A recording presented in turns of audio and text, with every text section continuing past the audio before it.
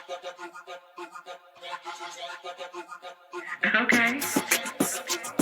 CB.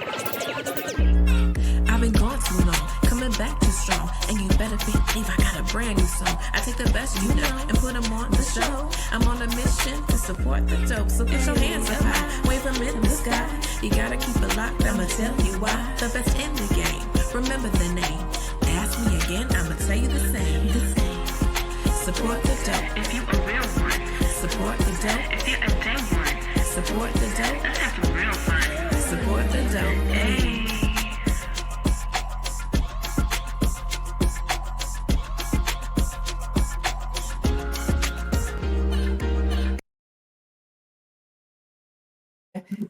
What's up, y'all? It's your girl CB on Support the Dope Radio. Thank you for coming back. I'm excited to introduce today's guest. I've known him for a long time, but he kind of has moved around in silence a little bit. So we're going to try and learn some things about him that maybe I didn't know either. So I would like to introduce all of you today to Drew Rives. He's a long-time regional field marketing executive who spent roughly 3 decades working in the Midwest for Def Jam, Universal, and the Republic label family. He's known as a connector and a mentor in the Detroit and Midwest hip-hop and R&B scene. He's worked retail and promo campaigns, ran territory market operations, taught industry master classes like Dime Detroit, and recently retired after a long run. Now, Drew, did I do my homework? What can you say about that? You did. But there's one thing I should add to that. It wasn't all in the Midwest. I spent some time in Florida too, the Florida market. So I was down there for a couple of years as well. See, I told you I was going to find out some things today. I did not know. Okay, so hey, Florida, you're in here too today. Yeah, I got peoples down there. Well, glad to have you on the show. Thank you for having me. I'm excited about being here. So thank you. Good, absolutely. I heard the news that you had retired, and I was like, how did he get away? We're gonna have him on the show because people retire and they like to disappear. Even though I don't feel like you plan on disappearing anytime soon. I feel like you're one of those that are gonna kind of keep having your hand in some things. So, but I couldn't take that chance. So you're here on the show. So you can document the step. I did try to disappear, but nobody will let me. They're not gonna let you. It's too much. It's been too long. We can't do it. Nice try. Keep pulling me back in. Yeah. So what would you say is like and I know if this is hard for you to put into words, but what would you say is the short version of what you did in your career? Like if you had to explain your role to someone that didn't understand what like a marketing manager for a music label was, how would you describe that? We created stars we created stars from the ground up while being in the background. Let me see, that's not a good way to put it, because that's putting it mildly. I mean, simply we created stars. We broke artists via radio, promotions, and all kinds of different ways. So we were like the people, the on the ground people that made it happen for those stars. We weren't the A&Rs, we weren't the producers, we're not the band. We're the ones that make sure you hear that music. So we created stars by us getting the records played on the radio. Somebody somewhere heard it and enjoyed what they heard and turned that person into a star. So there you have, then you get your Rihannas, you get your Jay-Z's, you get your Jeezys, you get your Coco Jones, you get, all these artists that you know and love, you heard on the radio first, more than likely, and that's what we did. Yeah, thanks to y'all. So that's pretty major. And people know my whole premise for this show is to talk to people behind the scenes that actually make all of this stuff happen, because people don't tend to know your names or, your careers or what it is that you do exactly. So I'm actually kind of glad that you phrased that the way that you did, because that is a perfect segue into why we're here, today to talk to you and to get your story. I see like the grand scheme, like the big picture, but for Drew, what was your day-to-day like, and was your day-to-day different because you have been in it for so long? Was your day-to-day different back in like 1996 to what it was in maybe like 2002? It actually it had to differ because I had to grow. I had to be smarter about how I moved because back in 1996 I was reckless. I was all over the place. I wouldn't sleep. I'm putting in 24-hour shifts. I'm going running, ripping, running city to city, state to state. Sometimes 3 or 4 cities in a day. Actually, I was still doing that a couple of years ago. I think about it, but yeah, I did have to move different. So it changed, but it had to in order to keep up with the changing times. So therefore, I had to reinvent myself each time that a different something came along. Okay, now we got Instagram, or now we got TikTok, or now we got in order for me to keep up with everything that was changing, I had to change a few things. But for the most part, the grind never changed. The grind stayed there. That was always there. That has to stay there. No grind, no shine. And not that I want to shine, as we talked about earlier. You don't see a lot of me in the press or you Google me. There's not much there because Right. I was behind the scenes, so I didn't do a lot of that. So for me to be here talking now, it's kind of funny, but I enjoy it because people, like you say, they do get to see and hear what we did. And the funny thing about it is a lot more to it than just getting the records played on the radio. It's about building relationships. It's about creating things, being creative, and doing different things. So, to last that long, I'm like, why call me a legend? What did I do? I didn't. But then I look back and I see some of the things that I did, or some of the things that were said, or some like just last week, Jeezy called me and said, "Hey, Drew, listen, this last show was in Detroit, and he loves Detroit. Detroit is a city." He said, the last show is in Detroit. I need you in the building. I said, oh, okay. He said, look, I got a ticket for you and your wife. Make sure you're there. You was there from day one, so I just got to make sure you're there. And what can I say? I mean, This is a guy I've known for 20 plus years. Actually, yeah, about 20. It's a long time. I've known him since day one, since he started. So, for him to put that call on me personally and say he needs me in the building, and so it's those kind of things, building those relationships with some of the artists that I still deal with, from back then, and still reach out every now and then just to say, what's up, how's the family? Or, the people that I dealt with at the radio stations, still having some relationships with them, that, knowing that it wasn't just business. It wasn't just, I'm going to play your record, I'm not going to play your record, or, stuff like that. So, and knowing that I've touched somebody in many different ways. You never know. Somebody, guy came up to me at a concert the other day. He was a parking attendant, and I've always known him. He's always been, doing something. But he said to me, he said, man, look, Drew, he said, if you have a party, a retirement party or something, I need to be in the building because I need to say what you did for me. He said, a lot of music I wouldn't have known about if it wasn't for you. A lot of things, right. You always brought artists, and you always made sure I took pictures with the artists. So, different things like that. That makes, see, she got me all rattled now. But yeah, so I'm sorry, I got all off into, but it's all good. Yeah. So knowing how to network and build relationships are an important part of the role. How would you say? And being creative, how would you say someone who's interested in a role like that even gets their foot in the door? Or how did you get your foot in the door?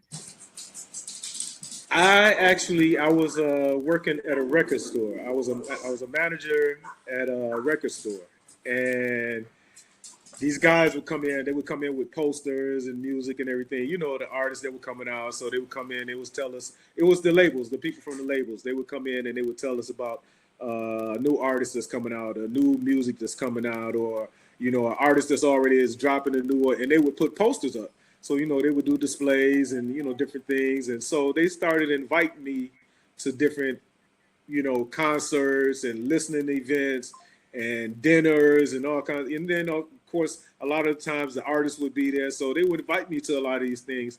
So as they was doing this, I later found out they were grooming me to come work for them. So they one day they called me and asked me if I would thought about leaving the record store and would come work for them. At first, I wanted to say no, because I'm working at a record store. I get paid to talk about music and, sit here and, tell customers about the things that this guy just told me. Oh man, we got a new Redman and Method Man coming out, or whatever, or, Right. So that was exciting. So then when they asked me, and the guy that hired me loves to tell this story because he said he actually turned me down. So, but Because no one turns them down, I presume. That's right, not what happens. because it was a great job. So I eventually said yes, and that was a job at Polygram Records, which was at the time it was called PGD, Polygram Distribution, which was the mother company of labels such as Def Jam, MCA, Verve, Motown, a whole bunch of different labels was under this distribution. So eventually Def Jam, actually it was another label too. It was a couple. I had labels fighting over me to be honest. And, Drew, the legend before you were a legend. but my boss Bill Schulte kept telling Def Jam every time, because they would come in and do these little road shows where they would also come around talking about new music coming out and talk about the artists and play music and different things for us. And so they kept my boss kept telling Leor Cohen and Julie Greenwald and Kevin Lousy, hey, this guy Drew, he's Def Jam material. You got to watch this guy. So of course they kept an eye on me, and the young lady that was working the market at the time, her name was Lisa Coleman. And she and I became good friends. So she ended up retiring. No, she ended up moving to another label. And first call they made was to me, and they asked me if I wanted to come work for them. So to put it short, well, I didn't put it short, but to get your foot in the door, it's about knowing who you know and networking and being at the right place at the right time. But also, like I said, it was a lot of hard work that went into me being at that record store for them to notice me, to say, we want you to come work for us. And from there, it's just been up ever since then. So, okay, all right. So when we think about Def Jam, like Def Jam has such a storied history. How do you feel about your role in that history, or how do you even see Def Jam's role in the grand scheme of music label history? the best to ever do it. It started out with a couple of artists, a few artists, and then just went from there and just kept growing and kept getting bigger and bigger. No disrespect to any other labels. You have your iconic labels like CBS, and you have the Interscopes, and you have the Sonys and the Columbias, and all these, and Jives and all Arista and all these. But you say Def Jam, and people, Def Jam what? Def Jam what? Def Jam who? Def Jam, it rings bells. I mean, anytime I used to wear Def Jam gear, not saying that my brothers and sisters, but the white folks recognize it the most. Hey, my man, where'd you get that hoodie from? Where'd you get that jacket from? Man, and they would, hey, I'll pay you for it. I give you $500, whatever. I mean, and no, come on, I can't. If anything, I would give it to them, which I've done a couple of times. I've given an actual hoodie off my back to people just because they were that excited about a hoodie or a T-shirt or something that I was wearing. So, but yeah, it's. I mean, think of all the artists that we've had. We've had iconic artists and still continue to bring iconic artists to artists that are making noise to the table. Def Jam was the label that everyone wanted to be like. They wanted to be, even though at the time it was all rap. Eventually, once we got into the R&B lane, then they really couldn't touch us then. I mean, come on, you started off with a Montel Jordan and a Case and Drew Hill and Kelly Price and what? Yeah. All who are superstars. So that took once we did that R&B thing, the Def Soul, and that took it to a whole nother level. But I mean, we have artists, or they have. I keep saying we. They had artists It'll that forever people be we, remember. Drew. Yeah, Forever. exactly.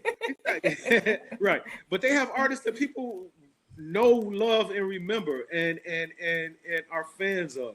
Not saying that the other labels didn't, but we just had that aura, that personality that you say that name, it rings bells.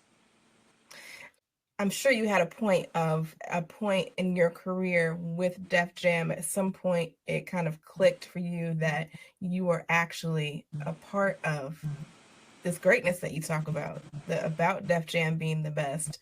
At what point were you like, oh my God, I'm really like living this, this is my life? I don't know if there ever was that point, because to me it was always, it didn't seem like work. It didn't seem like a job. It's just what I did and what I felt and what I knew had to be done. So I don't know. I mean, if I had to pinpoint, there were definitely a few different occasions. I go back once again to Jeezy. We were in Chicago one time, and he pulled me to the side and he said, "Drew," said, "Can I curse on here?" Yeah, go ahead. He said, "I fucks with you." Like, of course you do. I'm your rep. He said, no. Besides all this Def Jam, I fucks with you. He said, "You my guy." He said, "I fucks with you 100." And I said, "Damn, thanks," because no other artist ever pulled me to the side and said anything like that, and said that, you always take care of me, you always do this, you always pay attention to detail, you always on your feet. And that's what it's all about. I tried to always pay attention to detail whenever I had an artist. I always tried to make sure that it was artist first. I always tried to, so when he said that to me, that made me feel like, damn, I'm actually out here making a difference, or I'm doing something. Jadakiss said something to me one time. Actually, he said it to somebody in the building. Said, "I fucks with Drew. That's my guy." And I remember one of the last times he came, right before, I think it was the All-Star in Chicago.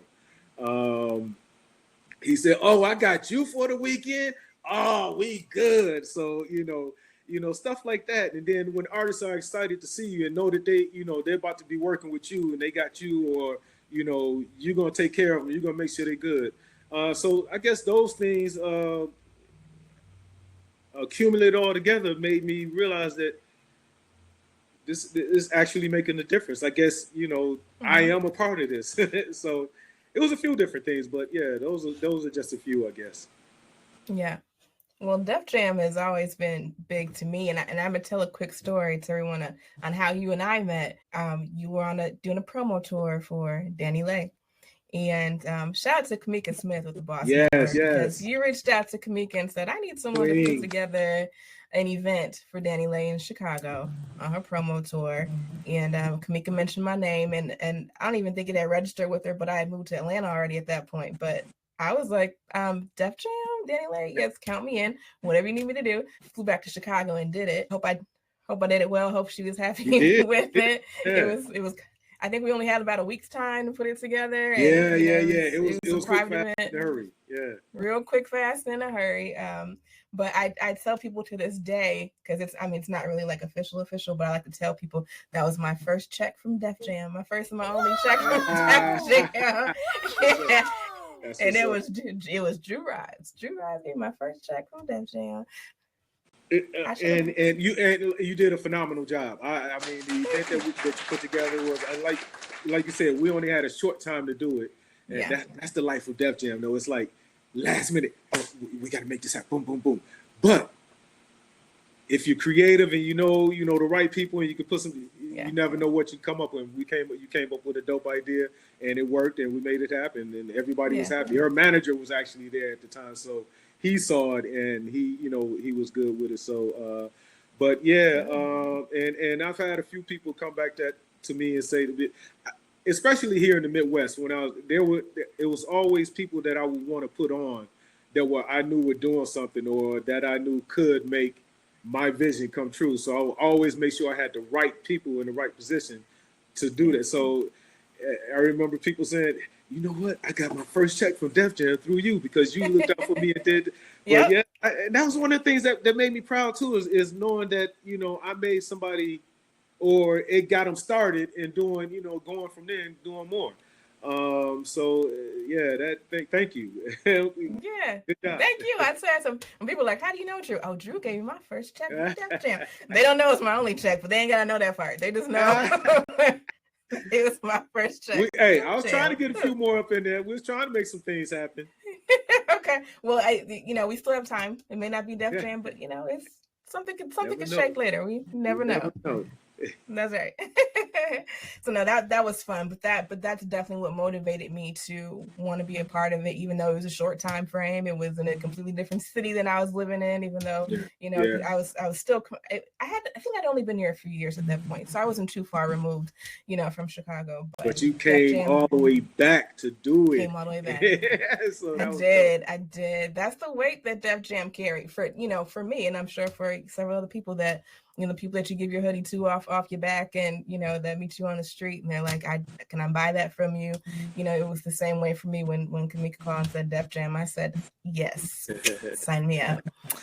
So yeah, thank you for that. I will always remember that. That was dope.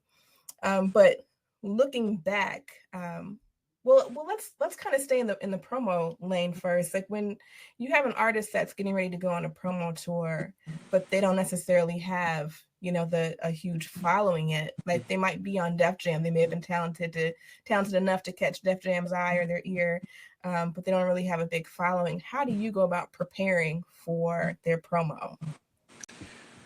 That's where you have to get creative at.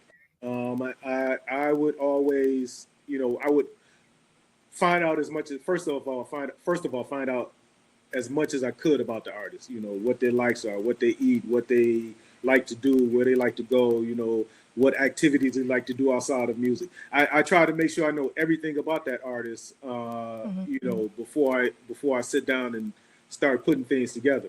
So then they like to bowl. Maybe we'll do a bowling party, get together with a couple of the radio stations and put a bowling party together. Maybe have one station bowl against the other station, but the artist, the station that wins but coming up with different ideas and different things, but at the same time keeping the artist in mind, knowing that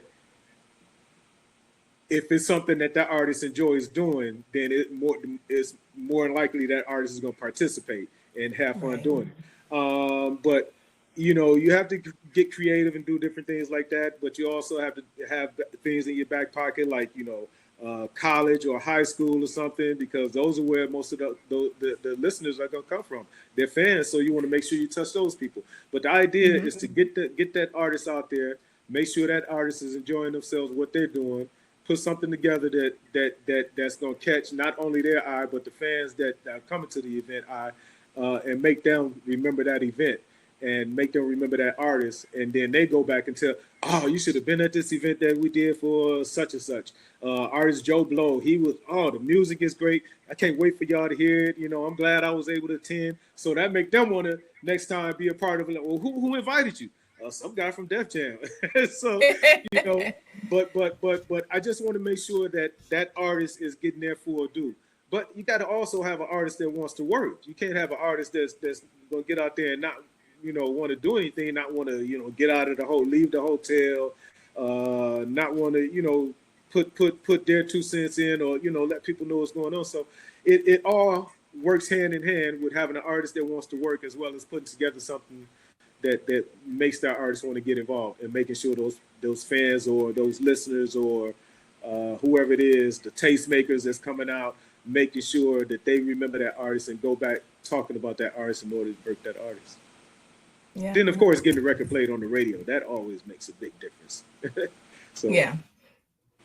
So but that goes into too. So if we did a good job at promoting that artist, then that makes sure the radio station plays that record. Then that makes sure that the listeners hear that record and say, that's the artist I was talking about. Boom. There we go. We got a broken artist. Connection. Got it.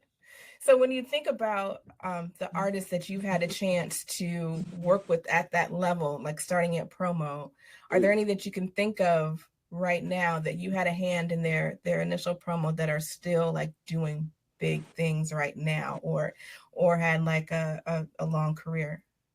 I know, look All at of face. them. I already know. All right, now let it run. Let's I mean, drop some names. Go ahead and pop the collar one time, Drew. what you want? Rihanna, who's about to drop a new album. Oh, Neo, Music Soldier. Who else? Who else do you want? Who else you want me to give you? Ludacris, who one of my favorite artists to work was one of my favorite another hard worker, worked hard. I think he's about to drop a new project. Of course, Jeezy. Case, who is still a very, very good friend of mine. Touch Me, Tease Me guy. He's still out there doing things. He's still making music. I already talked about Jada.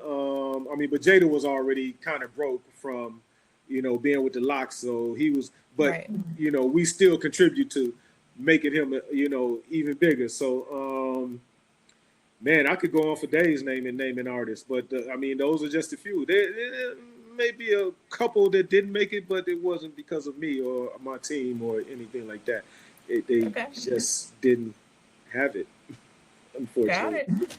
Yeah, I like to give people. And then there's some that didn't that I wish had made it. Okay, are there any that you can name that you thought had it and just didn't quite make it, and to this day you're kind of like, dang, whatever happened to them? Yeah, it was a lot of them. One of the one, and I can't say he didn't make it because he's still making music too. But one of the guys, there's a guy from here actually, Amir Obey.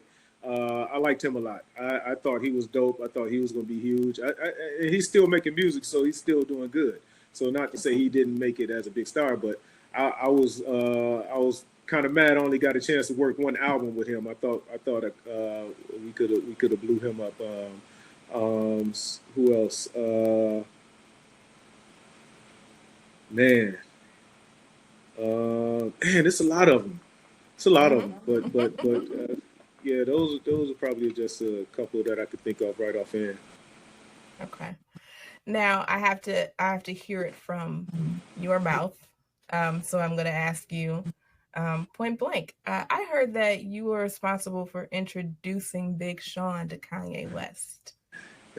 Is that true? Sort of, kind of, yeah. Okay. He was out. We had Kanye in Detroit on a promo run. He was doing a promo tour, and one of the stops was at the radio station. And we get to the radio station. There's this kid follows around like, hey Kanye, I'm such and such. I want to rap for you. I'm a rapper. We like, yo, we're working right now. We get back. We'll holler back at you. Yeah. So, and he stayed there and he waited until the end of, the interview and, everything we're doing at the radio station. He waited and we got to the front door. Ye was like, all right, let me see what you got. And he stood there and he spitting and we all looked at each other like, oh, like, it was nice. So they got his number, took his number down. We got in the car, we played some more music, listened to it, and we talked just like, yo, we actually had a conversation about him, about how good he was. So about maybe 3 weeks later, maybe a month later, Don C called me, was Kanye's road manager. And he said, yo, Drew, remember that kid that rapped for us outside the radio station? Like, yeah. He said, you know how to get in touch with him? I said, no, I don't have his information, but I'm sure I could get it. So I called one of the jocks who was on the air at the time, Lieutenant Dre. He used to do the Friday Night Cypher, which is where Big Sean used to rap on the Friday Night Cypher. So that's how he found out that through somebody through the radio station that Kanye was coming up to the station. So he gave me the number, and I called Sean. I said, hey, this is Drew from Def Jam, and I'm calling you to let you know that Kanye is going to be calling you, or maybe somebody from his camp, and I wanted to make sure this is the right number. He said, this is who? I said, Drew from Def Jam. He said, how you get my number? And I told him, I said, but, that's besides the point. Kanye's going to say, if you see a 312 number, make sure you pick up the phone. He said, man, stop playing. I said, no. So he said, okay. So Kanye called him, and they signed him to Good Music.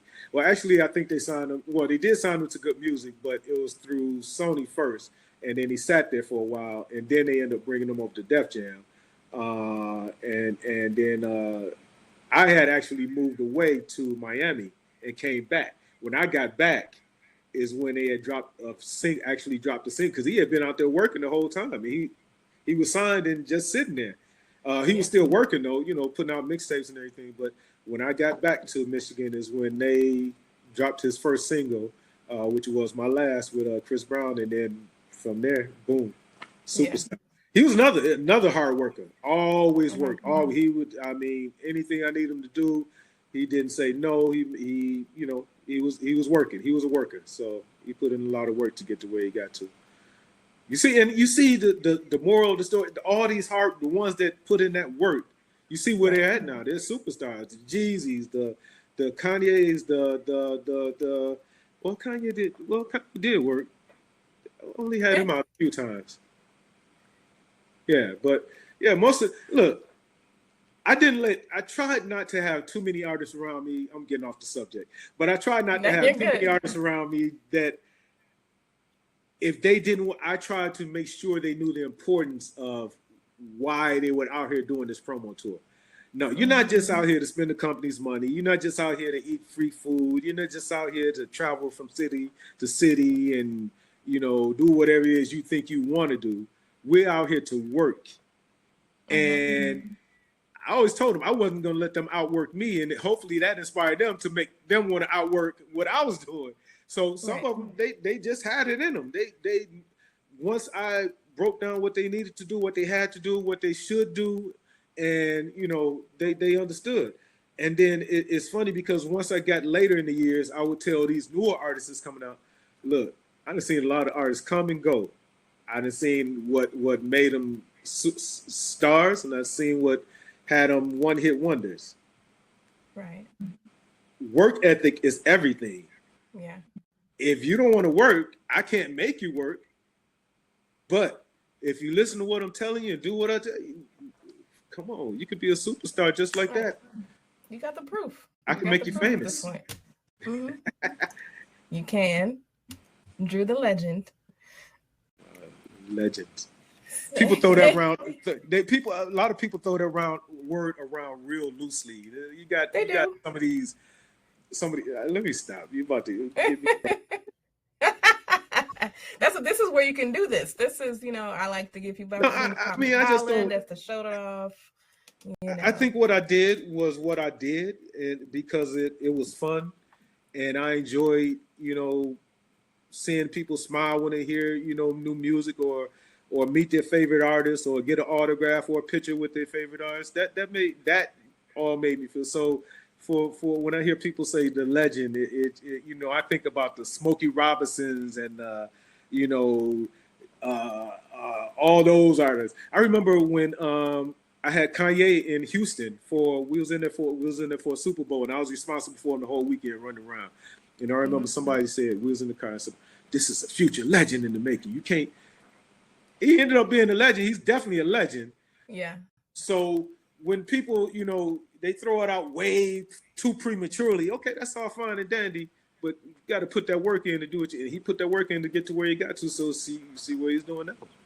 But no, I just think people use that word a lot, not really knowing what a legend is or has done. So yeah. But you've been here 30 years, Drew. You put in some time. You put in some time, put in some work. We have some records, a running track record that's still growing. So I think it's fair and call you a legend. So okay, I will accept it. I will accept it, Queen. Thank you. You heard it on Support the Dope Radio. Yeah.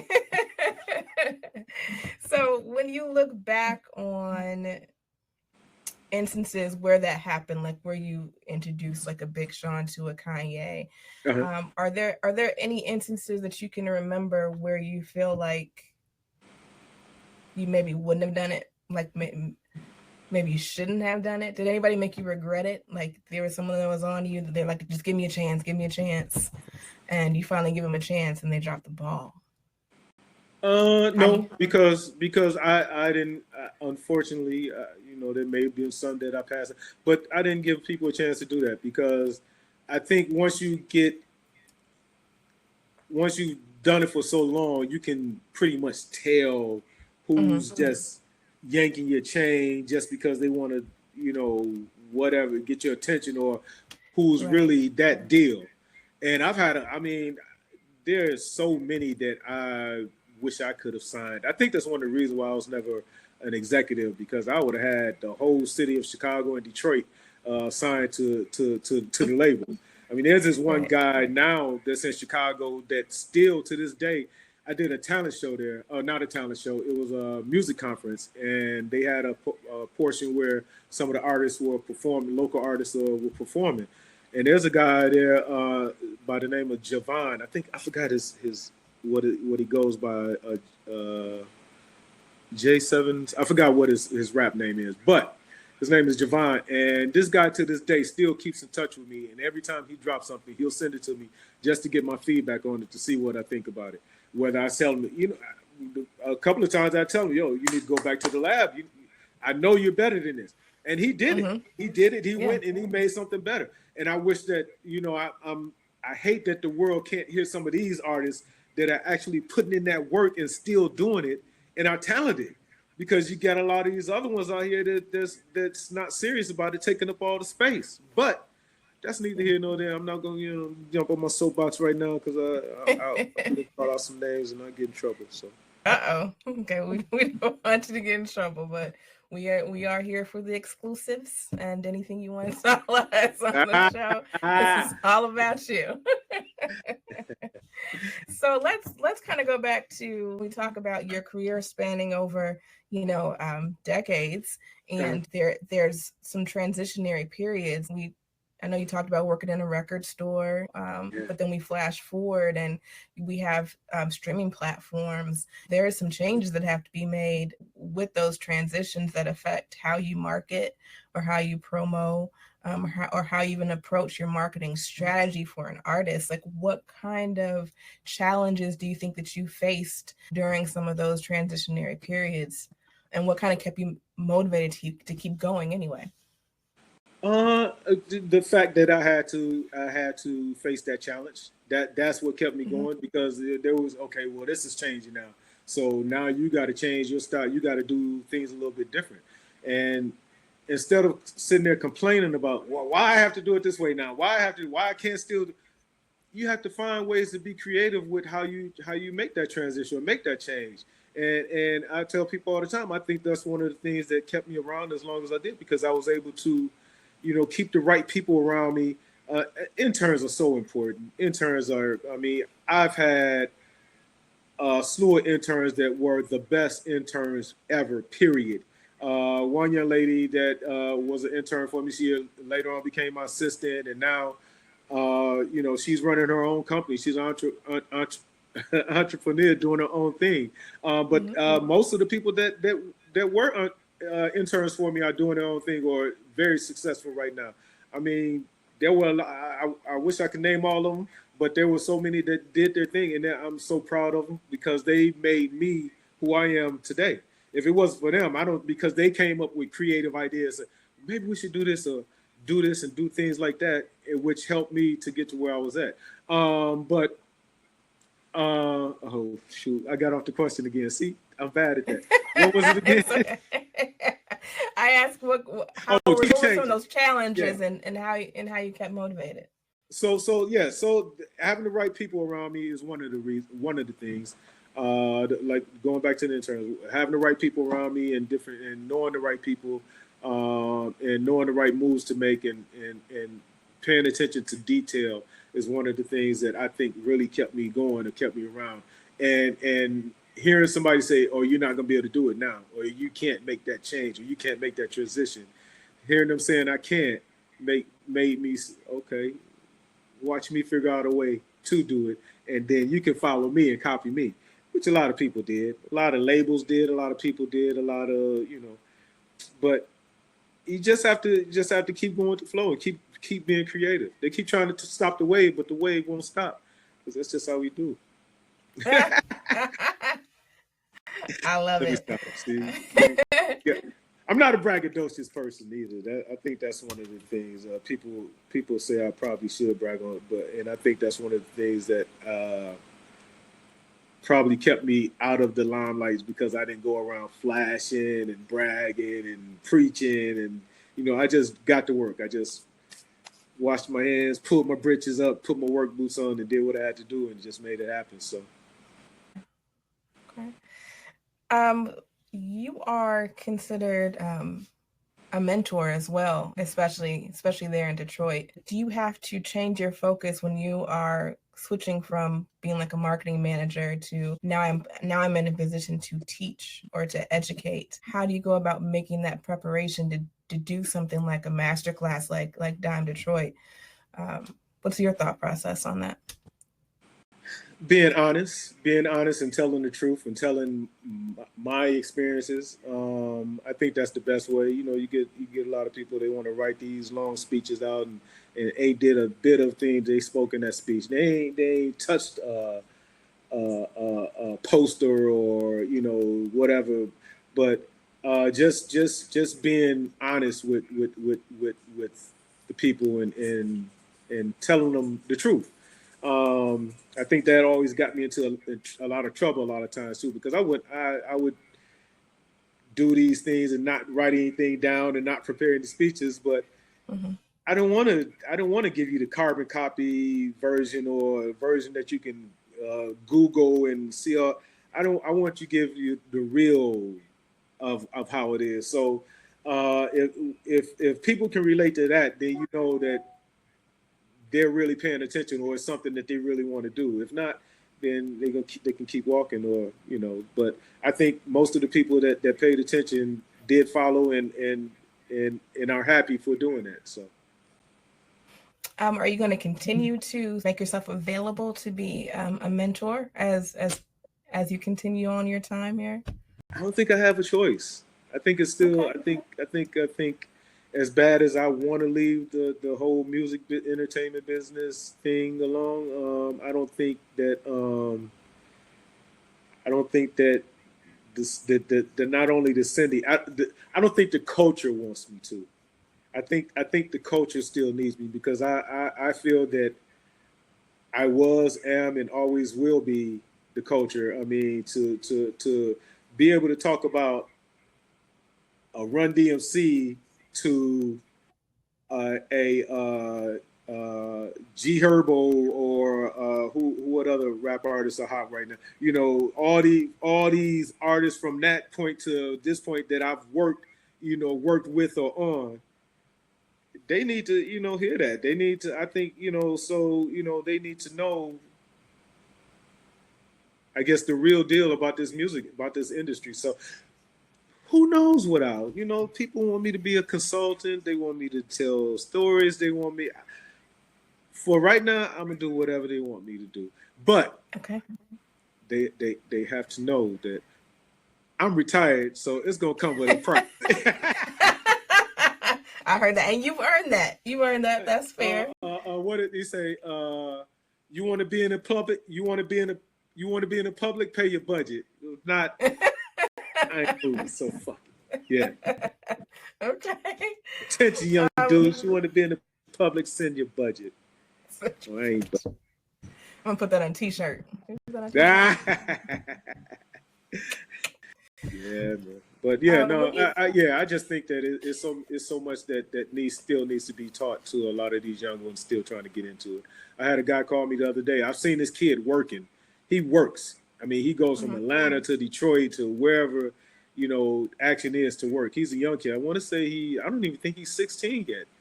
His name is Mark Jacobs, little young kid.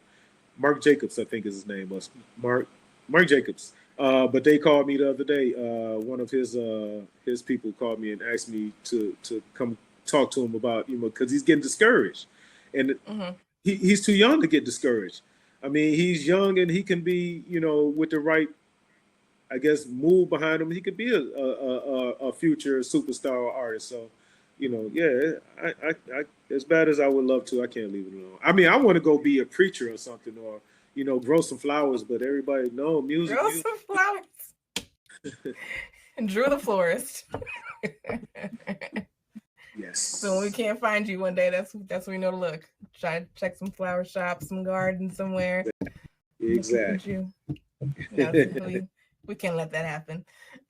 So I know you have a lot of advice for up and coming artists and people that want to make, a big name for themselves as a rapper or a singer. But for someone that wants to follow in your footsteps in marketing, what are some misconceptions about the role that you had or the responsibilities that you had in your career that people may not quite fully understand? Well, for one thing, they think all we did was hang out with artists and party with them. Mm-hmm. Which we did, but that wasn't all that we did. Mm-hmm. No, I mean, it's just you gotta want it. You gotta want it. You gotta put in the work to do it because everybody thinks everything is so all you gotta do is ride around with the artists and that's got to be so cool. And you just take them to the radio station. That's got to be so cool. Or you get to hang out with them at the concerts. But I'm working the whole time, mind you. No, I'm not partying. No, I'm not drinking with them. No, I'm not smoking. Well, no, I'm not doing a lot of stuff with them. I'm working. So 9 times out of 10 is, and then when that's over, I try to go to the hotel and get some sleep because they're still out partying and they don't have to drive the next morning to the next city. So I got to make sure I get some sleep. So, so it's the misconception that all we do is hang out and party and eat good food and drink and right. Yes, a lot of that going on, but it's work. It's not all that's going on. Yeah, it's a lot of politics. It's a lot of politics, and it's just like any other job. It's like you actually have to answer emails and come up with ideas and put them in paper and send in deadlines and so it's a real job. Have conference calls 3 or 4 times a week. This was a regular day. This was pretty much my whole career. I'm up at 4 o'clock in the morning. I go work out by 5:30. I'm there to about 6:30. I come back. I have breakfast. I look. Well, first when I'm up at 4 o'clock is when I start looking at emails because I need to be ahead of everything. You never know when a fire drill might pop up. Or this was when I was working. I'm sorry. I'm still talking in present tense. But I would look at my emails. Boom, boom, boom. Okay, I need to make sure I tackle this today. Boom, boom. Tackle that today. Boom, boom, boom. Boom, boom, boom. Make sure all that's covered. Go walk the dogs. Go work out. Walk the dogs. Come back, and I'm ready to get to working. Bad thing about that was Chicago was an hour behind me, so I had to wait till everybody woke up in Chicago before. Right. But some of the other states, I would have to start making calls, early, making sure I'm doing my calls. If I got an artist in town, I need to not only make sure I'm doing my conference calls and everything else that I have to do on a regular, but also I have to make sure I'm tending to this artist. I have to make sure I have the artist at the radio at a certain time. I make sure they're doing the interview properly. Make sure nobody's saying anything in the interview that they shouldn't say. And then making sure the next spot that we have to go to is ready and set up. Oh, well, that just got canceled. Oh, so let me fill in this spot. Maybe we can go grab something to eat. It was always thinking. You had to be constantly thinking and stay at least 10 steps, not 2 steps, 10 steps ahead of what you had planned because the smoothest plans didn't always go right. A lot of stuff, got sidetracked, but you couldn't let the artist know that, even though sometimes they would find out. You couldn't let the artist. You had to make sure you was on top of things so it make sure that everything was still running smoothly and it didn't skip a beat. But yeah, I'm a talker. I'm sorry. I get to talk and get me excited. Things, See? And you thought you weren't a talker. That's what you said. I'm not a talker. I did say I'm not a talker. Why did I say? And now you're saying you're a talker. I told you I was gonna get you. I'm a talker when I have to talk. I'm a talker when I have something to talk about, but I'm not a talker. Well, good. That's when you're supposed to talk, when you have something to say. So good. That's why you're Then here. I get off the subject. I don't like getting off the subject because then it make me seem like I didn't answer your question. But it's okay because you have time because you're retired. So we just make our way back around to the question because you got time today. Okay. So when you think about your career and when you were working, is there a time where you ever felt like a plan or something failed and you didn't know if you were going to recover? No, always, always. Always. I failed. I've succeeded because I failed. You can't win if you don't fail. You can't always say, "Hey, I won again. I keep with." No, you gotta have some that because that makes you stronger. Okay, I'm not gonna do that again. I know that didn't work, but I recovered from it. No, I never didn't think I wouldn't recover. I always Mm-hmm. figured out a way to recover or to not let other people notice that I failed. And if they Mm-hmm. did, they saw the recovery and how I kept back from it and made it, came back 10 times better. But yeah, you gotta fail. I've been knocked down 8 times and got up 9. And that 9th time, I just took it straight to the end zone from there. So, but no, that's all a part of it. That's all a part of if you want to succeed, if you want to be him or her or that person, that you got to have some failures. Yeah. It makes you tougher. It makes you stronger. It makes you wiser. So yeah. Okay. So now that you are retired from Def Jam, if you were to play maybe in an advisory role to someone else that wanted to start a label, or get off the ground with a label that they've already started to build, Say that again. if they called you and they said, Drew, I got this label I'm going to start, what advice can you give me from, like, what's something you didn't have that I should look forward to have with my label to make it successful? Man, it's a lot of stuff. I mean, first people that believe in you, and believe in artists that want to work. You can start with one artist and take that artist as far as you can, just to let people know, that this is a real deal. But you got to have artists that want to work. You got to have people on the team that believe in the vision that you're trying to create and want to be a part of that vision that you're trying to create, and just good work ethic. You can't have yes men that's always around that's not going to tell you, oh, well, I don't think that's going to work, or maybe we should try this. You got to have different opinions coming in order to see the big picture. You got different colors that make that whole picture, come to life. You got to have different ideas and different things, like a melting pot kind of, to make that vision work. So if you got all those things and of course money, let's talk. I can make it work for you. I had my own well, it wasn't a label. It was a management company that turned into a label, because we were just trying to manage artists, but we ended up being a label and something else. So yeah. So I can run a class on that too, now that I think about it. See, we're coming up with new business ideas for you today, Drew. We're gonna get you to start that Retired. garden. I'm retired.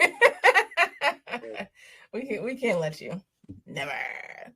No, but I really appreciate you taking the time to talk to me today, Drew, on Support the Dope Radio. It was a must that I got you on here and people got to see your face and hear your name and connect the dots and, learn just what exactly you meant to music and to Def Jam, as a whole. So I hope you do take that title of legend and you hold that near and dear, because your career impacted a whole lot of people. Thank you. Absolutely. Is there anything when you think about retirement and besides growing flowers, is there something that you feel that you've always wanted to do that you have not done yet that you could maybe foresee happening? You feel like you've done it all? You crossed off your list? I was talking to somebody the other day. When I look back and realize, because somebody actually had to remind me of some of the things I did, or some of the things I've done, and I forgot about. I think the only thing I haven't done maybe is politics. But I don't see me going there. Yeah, okay. Okay. No, I don't think there's anything I haven't done. I mean, I'm open to ideas, but I don't think there's anything that I haven't done that I would say that make me want to. You know what? I'm going to put all my interest into that because that's something I've never done before. But you never know. I just I'm not opposed to learning new things. I feel that even with 30 years, I was still learning on a job. There were still things I had to learn. There were still things I had to, pick up or put into, my way of doing things. So I'm not opposed to learning new things or trying new things. So you never know. Okay. Maybe acting. Well, Maybe I should try acting. maybe acting. I But can you know see what? that. I was on a TV show before too. What show were you on? I was a judge on a show called Gimme the Mic. It was in Columbus, Ohio, and it Okay. ran for 2 seasons. And I was a judge on there. And the first year, it actually won a local Emmy. But yeah, it's called Gimme the Mic. Nice. And you can't Google it. Well, you can Google it, but you're not gonna find any of the film. I actually have footage of it. You can't find anything about Drew by Googling. No, you can't. Yeah. You know what? I might show some of the footage. Maybe I'll post some of the footage. But I'm the only one. Yes. Because they had got rid of it for some reason. So they found. I called last year and I was like, look, I really need. So they ended up finding some tapes. So they sent them to me. So I have the tapes. So. Okay. Well, maybe we'll see some lost footage circling on social media one day. Where can everyone follow you? I know you're retired and you say you're not going to do anything else, but if somebody wants to follow you on social media, Drew, where can they find you? I believe it's at Drew Dada, DRUDADA on Instagram and yeah, Facebook, not Facebook, yeah, Facebook or Meta, whatever it's called. Or Drew Rives, but I think Drew Dada is probably on everything. Drew Dada is Twitter, yeah. Since this now may be one of the only very few interviews circulating the internet with information about Drew Rives, is there anything before we let you go that you feel like you want someone to know about Drew Rives? The one thing that if they don't take anything else from this interview, what's the one thing they should know about you? I mean, I'm sure everybody should know that I'm a God-fearing man. Let me see. I think everybody should know that I'm pretty handsome. Let me see.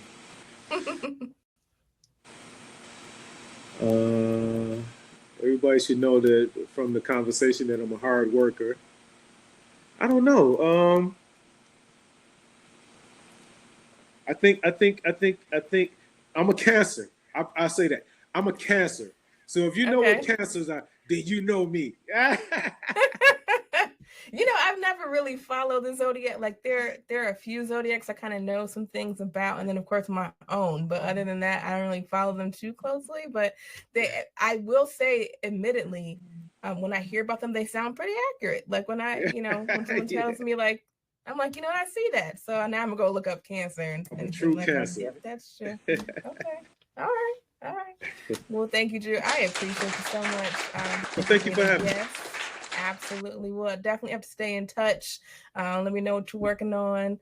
I will keep. If you want to know what I'm working on, I'll keep you posted too. I'm not as big deal as you are, but we'll try and get some things. Come on, man. For real, you got your own podcast. I don't have a podcast. Maybe I should do a podcast. Maybe you should do a podcast. Let me know. We'll get you hooked up. Let me know. Thank you. All right, y'all. Make sure you tune in to the next episode of Support the Dope Radio. SupportTheDopeRadio.com or anywhere you get your podcasts. This is the first season. I'm putting it on YouTube too, so now you can see our faces for the entire interview. Don't know how I feel about that, but we're gonna do it anyway because that's where the people are. They're on YouTube. So make sure you're following me on Instagram. It's on Facebook.